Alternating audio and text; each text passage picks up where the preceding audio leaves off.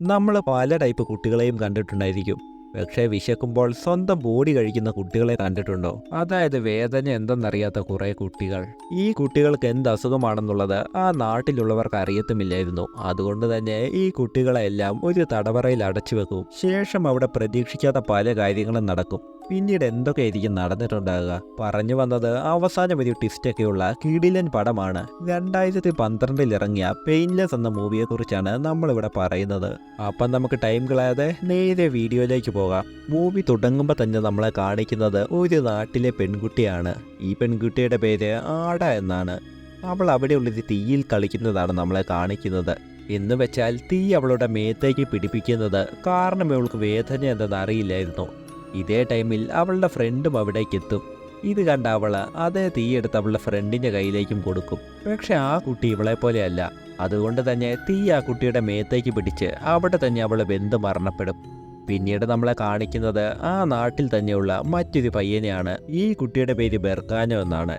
ഈ ബെർക്കാനോ ആണെങ്കിലോ വിശക്കുന്ന ടൈമിൽ അവന്റെ കൈ കഴിക്കുകയായിരുന്നു. കാരണം ബെർക്കാനോയ്ക്കും ആടയെ പോലെ വേദന അറിയില്ലായിരുന്നു. ഇതെല്ലാം നടക്കുന്നത് ഏറെക്കുറെ 30 കാലഘട്ടത്തിലെ സ്പെയിനിലാണ്. അങ്ങനെ ആ നാട്ടിലെ വലിയൊരു ഡോക്ടർ, ഈ ഡോക്ടറിന്റെ പേര് മാർക്ക് എന്നാണ്. മാർക്ക് ആ നാട്ടിലെ കുട്ടികളെല്ലാം ചെക്ക് ചെയ്യും. പക്ഷേ ഈ കുട്ടികൾക്ക് എന്താണ് വേണ്ടതെന്നോ ഈ കുട്ടികളുടെ അസുഖം എന്താണെന്നോ അവർക്ക് എന്ത് ട്രീറ്റ്മെന്റ് വേണമെന്നോ ഒന്നും മാർക്കിന് അറിയില്ലായിരുന്നു. അതുകൊണ്ട് തന്നെ ഈ കുട്ടികളെല്ലാം മറ്റു കുട്ടികൾക്ക് ആപത്താണെന്നും ഇവർ കാരണം വലിയ പ്രശ്നം ഉണ്ടാകുമെന്നുമൊക്കെ പറഞ്ഞ്, അതായത് ഈ വേദന അറിയാത്ത കുട്ടികളെല്ലാം ഇവിടുന്ന് മറ്റൊരിടത്തേക്ക് കൊണ്ടുപോകും. പിന്നീട് നമ്മളെ കാണിക്കുന്നത് മറ്റൊരു കാലഘട്ടമാണ്. ഇവിടെ ഡേവിഡ് എന്നൊരു ഡോക്ടറിനെയാണ് നമ്മളെ കാണിക്കുന്നത്. ഡേവിഡിൻ്റെ കൂടെ അവൻ്റെ പ്രഗ്നൻ്റ് ആയിട്ടുള്ള വൈഫിനെയും കാണിക്കും. ഡേവിഡിന് കുറേ നാളായിട്ട് ഡ്യൂട്ടി ഉണ്ടായിരുന്നു. അതുകൊണ്ട് തന്നെ നല്ല വർക്ക് ലോഡിലും ക്ഷീണത്തിലുമൊക്കെയാണ് ഡേവിഡ്. ഇതിൻ്റെ ഇടയിൽ വൈഫിനെ ഒന്ന് കാണാനും അവളുമായി ഒന്ന് കറങ്ങാൻ പോകാനുമാണ് ഡേവിഡ് ഇവിടേക്ക് എത്തിയത്. അങ്ങനെ രണ്ടുപേരും കാറിൽ പോയിക്കൊണ്ടിരിക്കും. ഈ ടൈമിൽ ക്ഷീണം കാരണം ഡേവിഡിന് എന്തൊക്കെയോ തലകറക്കം പോലെ ഉണ്ടായിരുന്നു. പതിയെ പതിയെ ഡേവിഡിന്റെ കണ്ണടഞ്ഞു പോകും. അതുകൊണ്ട് തന്നെ വണ്ടി മറിയും. അവിടുന്ന് മറിഞ്ഞ് വലിയൊരു കുഴിയിലേക്ക് പോകും. വലിയൊരു അപകടമുണ്ടാകും. പിന്നീട് നമ്മളെ കാണിക്കുന്നത് ആശുപത്രിയിൽ കിടക്കുന്ന ഡേവിഡിനെ മാത്രമാണ്. ഡേവിഡിന്റെ ബോഡി മുഴുവൻ നല്ല അപകടം പറ്റിയിട്ടുണ്ടായിരുന്നു. ഇപ്പോഴും ഡേവിഡിന് അവന്റെ വൈഫ് എവിടെയാണെന്ന് അറിയുകയുമില്ല. പിന്നീട് നമ്മളെ കാണിക്കുന്നത് ബെർക്കാനോയെയും മറ്റു കുട്ടികളെയുമാണ്. ആ കുട്ടികളെല്ലാവരെയും അവിടെയുള്ളൊരു ആശുപത്രിയിലേക്ക് കൊണ്ടുവരും. എല്ലാ കുട്ടികളുടെയും തല മുട്ടയടിക്കുകയും അവരുടെ ഉടുപ്പ് മാറ്റുകയും ഒക്കെ ചെയ്യും. എല്ലാ കുട്ടികളുടെയും കൈയും കാലും കെട്ടിയിട്ടും ഉണ്ടായിരുന്നു. ഇതിൽ തന്നെ ബെർക്കാനോ ഡിഫറൻ്റ് ആയിരുന്നു. കാരണം ബെർക്കാനോയുടെ വായും കെട്ടിയിട്ടുണ്ട്. പിന്നീട് ഈ കുട്ടികളെല്ലാവരെയും അവിടെയുള്ള തടവറയിലേക്ക് കൊണ്ടുപോകും. ഭ്രാന്താശുപത്രിയും ജയിലും ഒക്കെ പോലെ ആ കുട്ടികളെല്ലാം അവിടെ പൂട്ടിയിടും. പിന്നീട് വീണ്ടും ഡേവിഡിനെയാണ് കാണിക്കുന്നത്. ഇവിടെ ഡേവിഡ് അവൻ്റെ ബെഡിൽ നിന്ന് എഴുന്നേറ്റ് വൈഫിനെ തപ്പിപ്പോകും. പക്ഷേ വൈഫ് അവിടെ എങ്ങുമില്ലായിരുന്നു. കാരണം വൈഫ് മരണപ്പെട്ടിട്ടുണ്ടായിരുന്നു. പക്ഷേ വൈഫിൻ്റെ ഉള്ളിലുള്ള ആ കുട്ടിയെ ഡോക്ടർമാർ എങ്ങനെയൊക്കെ വെളിയിലെടുക്കും, ജീവനോടെ വെളിയിലെടുക്കും. അങ്ങനെ കുറച്ച് നാളുകൾ കടന്നു പോകും. ഡേവിഡ് ഡോക്ടറിന്റെ പെർമിഷൻ പോലുമില്ലാതെ ആ ബെഡിൽ നിന്ന് എഴുന്നേക്കും. ഏറെക്കുറെ അവൻ ഓക്കെ ആകും. അതുകൊണ്ട് തന്നെ കോട്ടെല്ലാം എടുത്തിട്ട് ഡേവിഡ് വർക്കിന് പോകാനായി തുടങ്ങും. ഇതേ സമയം കൂടെയുള്ള ഡോക്ടർ ഡേവിഡിനോട് ഷോക്കിംഗ് ആയിട്ടുള്ളൊരു വാർത്ത പറയും. അതായത് ഡേവിഡിന് ക്യാൻസർ ആണെന്ന്. കാറപകടം പറ്റിയ ടൈമിൽ ബോഡി മുഴുവൻ ചെക്ക് ചെയ്തപ്പോഴാണ് ഇതറിയാൻ കഴിഞ്ഞതെന്നും അതുപോലെ തന്നെ സർജറി വേണമെങ്കിൽ ഡേവിഡിന്റെ അതേ ബ്ലഡുള്ള മറ്റൊരാളുടെ ബോൺ വേണമെന്നും പറയും. ഇതെല്ലാം കേട്ട ഡേവിഡ് നല്ല വിഷമത്തിലാകും. ഒരുപക്ഷെ ഡേവിഡ് മരണപ്പെട്ടാൽ തൻ്റെ മകൻ ആരുമില്ലല്ലോ എന്നോർക്കും. പിന്നീട് ബെർക്കാനോയെയാണ് കാണിക്കുന്നത്. തടവറയിൽ ബെർക്കാനോയ്ക്ക് ഫുഡ് കൊടുക്കാൻ വേണ്ടി അവിടെയുള്ളൊരു സിസ്റ്റർ എത്തും. ഇവരുടെ പേര് റെബേക്ക എന്നാണ്. റെബേക്ക സ്നേഹത്തോടെയാണ് ബെർക്കാനോയോട് ഇടപഴകുന്നത്. ബെർക്കാനോയ്ക്ക് ഫുഡ് കൊടുത്ത ശേഷം റെബേക്ക അവിടെ നിന്ന് ഇറങ്ങി മാർക്കിനെ കാണാനായി പോകും. ഈ കുട്ടികളുടെ അവസ്ഥ കണ്ട റെബേക്കയ്ക്ക് നല്ല ദയ തോന്നും. പക്ഷേ മാർക്കിനും ഒന്നും ചെയ്യാൻ കഴിയില്ലായിരുന്നു. കാരണം ഇവർക്ക് വേണ്ട ട്രീറ്റ്മെന്റ് എന്താണെന്ന് മാർക്കിന് അറിയില്ല. ഇങ്ങനെ അടച്ചിടാൻ മാത്രമേ കഴിയുകയുമുള്ളൂ. റെബേക്ക ഫുഡുമായി അവിടെ എത്തിയ ടൈമിൽ റെബേക്കയുടെ കയ്യിലെ സ്പൂൺ ബെർക്കാനോ എടുത്തിട്ടുണ്ടായിരുന്നു. അതുകൊണ്ട് തന്നെ ആ തടവറയിലെ ഭിത്തി അവൻ തോണ്ടാനായി തുടങ്ങും. പതിയെ പതിയെ തോണ്ടി തോണ്ടി അങ്ങനെ കുറച്ച് വർഷങ്ങൾ പോകും. ഏറെക്കുറെ 5 വർഷം കഴിയും. ഈ തുളയുടെ അപ്പുറത്താണെങ്കിലോ ആടയുടെ തടവറയായിരുന്നു. അതായത് തുടക്കം കയ്യിൽ തീ പിടിപ്പിച്ച കുട്ടിയുടെ. ബെർക്കാനോ ആടയുമായി മിണ്ടി തുടങ്ങും. അങ്ങനെ പതിയെ പതിയെ അവർ തമ്മിൽ നല്ല കമ്പനിയാകും. പിന്നീടാണ് അവിടേക്ക് ജർമ്മനിയിൽ നിന്നുള്ള ഡോക്ടർ ഹ്യൂബർട്ട് എത്തുന്നത്. അവിടേക്ക് എത്തിയ ഹ്യൂബർട്ട് കുട്ടികളെല്ലാവരെയും കാണും. അവിടെയുള്ള കുട്ടികളുടെ എല്ലാം കണ്ണ് ഡ്രൈ ആയിരുന്നു.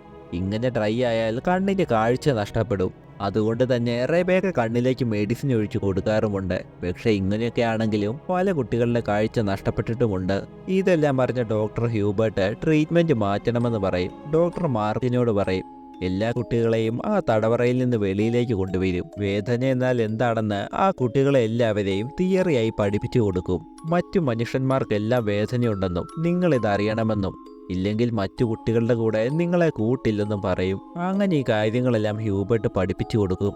ഇതേ ടൈമിലോ ബെർക്കാനോയും ആടയും കയ്യിലുള്ള നഖം പറിക്കുകയായിരുന്നു. പിന്നീട് ഈ കാര്യം മാർക്ക് അറിയുകയും ഹ്യൂബർട്ടിന്റെ ഈ പഠിത്തം നിർത്തിക്കുകയും ചെയ്യും. ശേഷം നമ്മളെ കാണിക്കുന്നത് ഡേവിഡിനെയാണ്. ഡേവിഡ് അവന്റെ അച്ഛനെയും അമ്മയും കാണാനായി എത്തും. കാരണം എന്തെന്നാൽ അച്ഛൻ്റെ ബ്ലഡും ഡേവിഡിന്റെ ബ്ലഡും ഒന്നായതുകൊണ്ട് അച്ഛൻ്റെ ഹെൽപ്പോടെ ഈ സർജറി നടത്താമെന്ന് ഡേവിഡ് ഓർക്കും. പക്ഷെ അവിടെ എത്തുമ്പോഴോ അച്ഛൻ അവനെ ഹെൽപ്പ് ചെയ്യില്ലെന്നും പറയും. പക്ഷെ അത് മറ്റൊന്നും കൊണ്ടല്ല, ഒരു കാരണമുള്ളത് കൊണ്ടാണ്. ഇത് കേട്ട ഡേവിഡും ഷോക്കായി പോകും. കാരണം എന്തെന്നാൽ ഡേവിഡിന്റെ അച്ഛൻ 63 കാലഘട്ടത്തിൽ പോലീസിലായിരുന്നു. ഇതേ ടൈമിൽ പുള്ളിയുടെ വൈഫ് പ്രഗ്നന്റുമായിരുന്നു. പക്ഷെ ആ കുട്ടി മരണപ്പെട്ടു പോകും. അതുകൊണ്ട് തന്നെ വൈഫ് നല്ല വിഷമത്തിലുമാകും. അപ്പോഴാണ് അവിടെ അടുത്തൊരു ഭ്രാന്താശുപത്രി ഉണ്ടായിരുന്നത്. ഡേവിഡിന്റെ അച്ഛൻ അവിടെ പോയി കുട്ടിയെ ദത്തെടുക്കും. ആ കുട്ടിയാണ് ഡേവിഡ്. ഈ സത്യം ഒരിക്കലും ഡേവിഡിന്റെ അച്ഛൻ അവനോട് പറഞ്ഞിട്ടില്ല. ഇപ്പോഴമ്മ പറയുമ്പോഴാണ് ഡേവിഡ് അത് അറിയുന്നതും. ഈ ഒരു ടൈം തൊട്ട് ഡേവിഡ് അവന്റെ യഥാർത്ഥ മാതാപിതാക്കളെ പറ്റി അന്വേഷിക്കാനായും തുടങ്ങും. പിന്നീട് കാണിക്കുന്നത് ബെർക്കാനോയൊക്കെയാണ്. ഹ്യൂബർട്ട് അവിടേക്ക് ഒരു പട്ടിയുമായി എത്തും.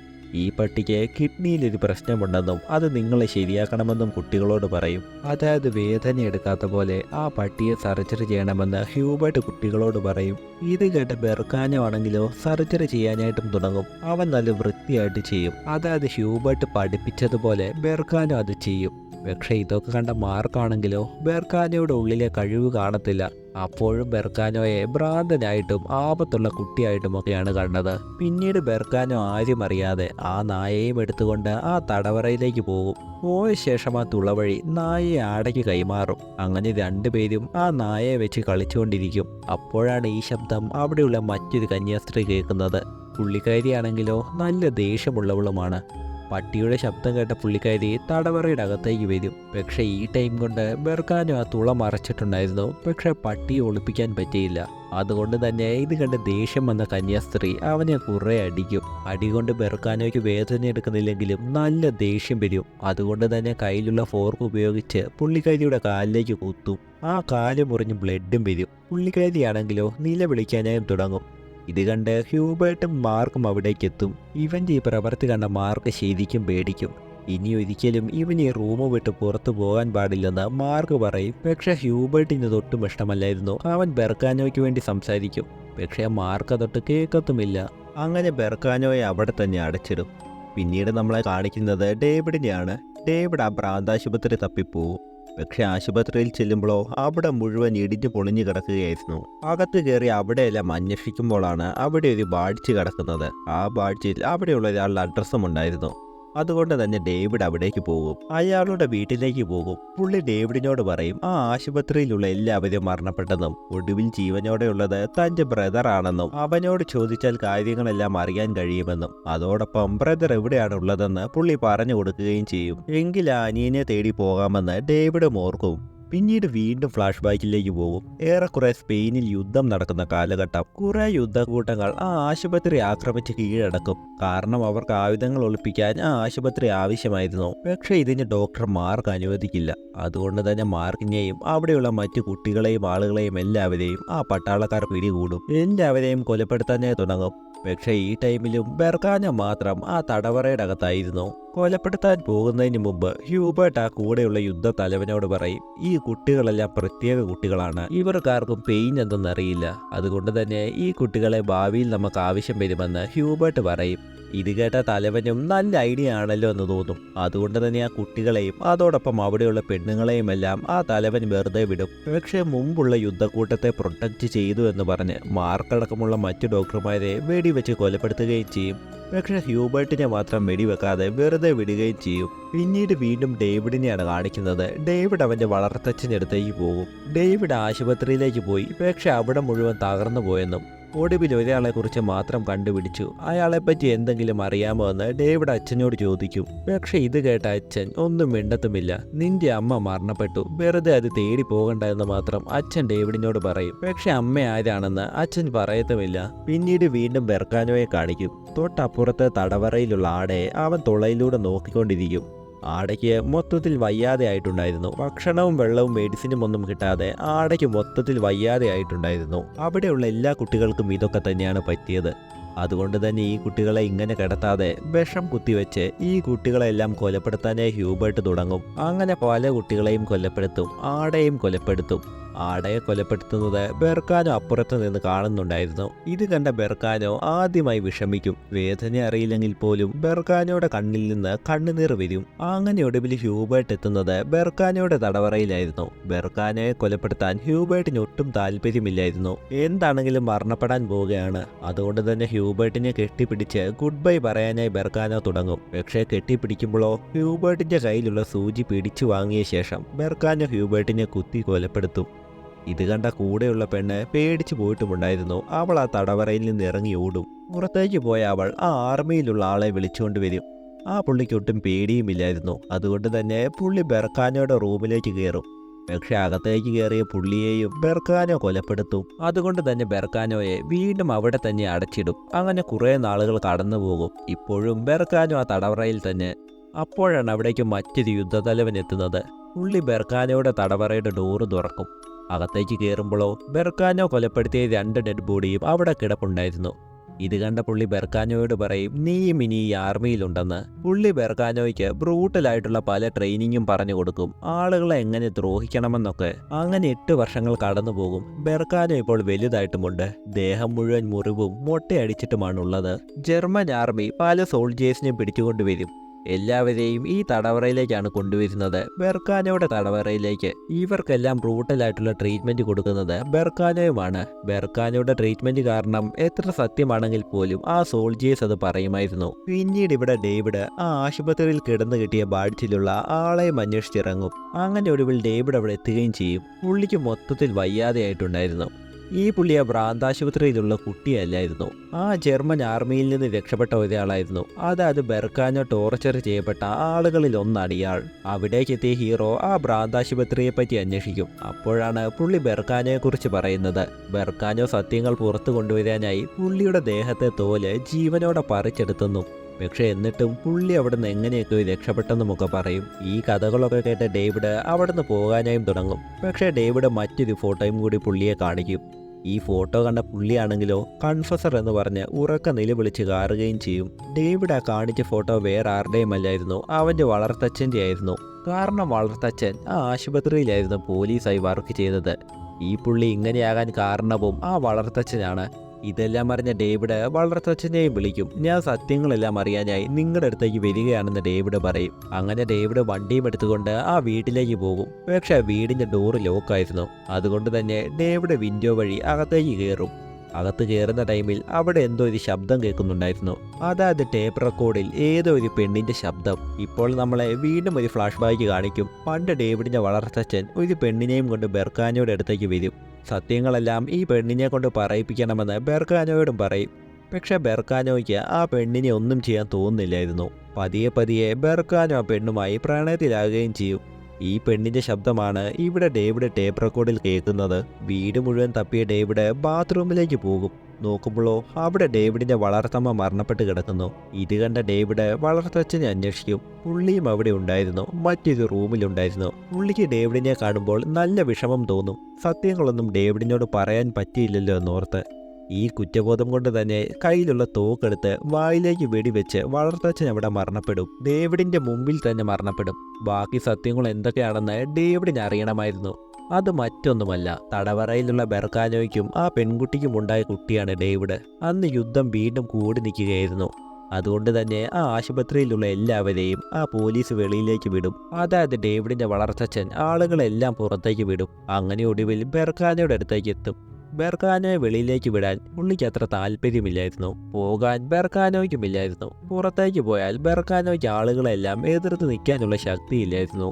അതുകൊണ്ട് തന്നെ ബെർക്കാനയും ആ പെണ്ണിനെയും ആ തടവറയിൽ തന്നെ അടച്ചു വെക്കാമെന്ന് വളർത്തച്ഛൻ പറയും. പക്ഷേ പകരം ആ കുട്ടിയെ വളർത്തച്ഛൻ എടുക്കുകയാണെന്നും പറയും. അങ്ങനെ ഒരു വഴിയുമില്ലാതെ ബെർക്കാനോ ആ കുട്ടിയെ കൊടുക്കും. ബെർക്കാനോയും ആ പെണ്ണിനെയും ആ തടവറയിൽ തന്നെ വളർത്തച്ഛൻ അടച്ചു വെക്കുകയും ചെയ്യും. പിന്നീട് ആശുപത്രിയിൽ നിന്ന് വളർത്തച്ഛൻ അടക്കമുള്ള എല്ലാ ആളുകളും പോവുകയും ചെയ്യും. ഇപ്പോഴിതൊക്കെ ഡേവിഡിനും പിടികിട്ടി. അച്ഛനും അമ്മയും അവിടെ തന്നെ കാണുമെന്ന് ഡേവിഡിന് തോന്നും. അതുകൊണ്ട് തന്നെ ഡേവിഡ് ആശുപത്രിയിലേക്ക് പോകും. അവിടെയുള്ള ഡോറെല്ലാം അടിച്ചു പൊളിച്ച ശേഷം ഡേവിഡ് കുറേ നടക്കും. അവൻ കുറേ അകത്തേക്ക് പോകും. അപ്പോഴാണ് അവിടെ ആ ശബ്ദം കേൾക്കുന്നത്. ഡേവിഡ് വീട്ടിൽ ടേപ്പ് റെക്കോർഡിൽ കേട്ട ആ പെണ്ണിന്റെ ശബ്ദം ഇവിടെയും ടേപ്പ് റെക്കോർഡിൽ കേൾക്കുന്നത്. അതുകൊണ്ട് തന്നെ ഡേവിഡ് ആ ശബ്ദം കേട്ടിടത്തേക്ക് പോകും. നോക്കുമ്പോഴോ അവിടെ കുറേ കുപ്പയുണ്ടായിരുന്നു. അതോടൊപ്പം അവൻ്റെ അമ്മയുടെ മരണപ്പെട്ട ബോഡിയും. പക്ഷേ ആ ബോഡിക്ക് ഒന്നും തന്നെ പറ്റിയിട്ടില്ലായിരുന്നു. അത് അഴുകിയോ ഉണങ്ങിയോ ഒന്നും പോയിട്ടില്ലായിരുന്നു. ഇന്നലെ മരണപ്പെട്ടതുപോലെയായിരുന്നു ആ ബോഡി. ഡേവിഡ് ഈ ബോഡിയും നോക്കി നിൽക്കുന്ന ടൈമിലാണ് മുകളിലൂടെ എന്തോ ഒന്ന് ഇറങ്ങി വരുന്നത്. അത് മറ്റൊന്നുമല്ല, ബെർക്കാനോ ആയിരുന്നു. പ്രായമായി മൊത്തത്തിൽ ഉണങ്ങിപ്പോയ ബെർക്കാനോ അവിടേക്ക് വന്ന ഡേവിഡിന്റെ കഴുത്തിലേക്ക് ബെർക്കാനോ കത്തിവെക്കും. പക്ഷേ ഡേവിഡിന്റെ കണ്ണിലേക്ക് നോക്കുമ്പോഴോ ബെർക്കാനോയുടെ അതേ പച്ച കണ്ണാണ് ഡേവിഡിനും. ഇത് കണ്ട ബെർക്കാനോയ്ക്ക് തൻ്റെ മകനാണതെന്ന് പിടികിട്ടും. ഇതേ ടൈമിൽ തന്നെ പേടി കാരണം ഡേവിഡിന്റെ കയ്യിലുള്ള ക്യാൻഡിൽ താഴേക്ക് പോകും. ഉടൻ തന്നെ അവിടെയുള്ള കുപ്പയിലേക്കെല്ലാം തീ കയറി പിടിക്കും. അവൻ്റെ അമ്മയുടെ ബോഡിയിലേക്കും കയറി പിടിക്കാൻ തുടങ്ങും. പക്ഷേ ഇത് കണ്ട ബെർക്കാനോയ്ക്ക് ഒട്ടും പ്രതികരണമില്ലായിരുന്നു. അവൻ ആ തീയുടെ അകത്തുള്ള വൈഫിൻ്റെ അടുത്തേക്ക് പോകും. വൈഫിനെയും എടുത്തു പിടിച്ചുകൊണ്ട് ഡേവിഡിനെ നോക്കി നിൽക്കുകയും ചെയ്യും. ബോഡി മുഴുവൻ തീ പിടിക്കുന്നുണ്ടായിരുന്നു.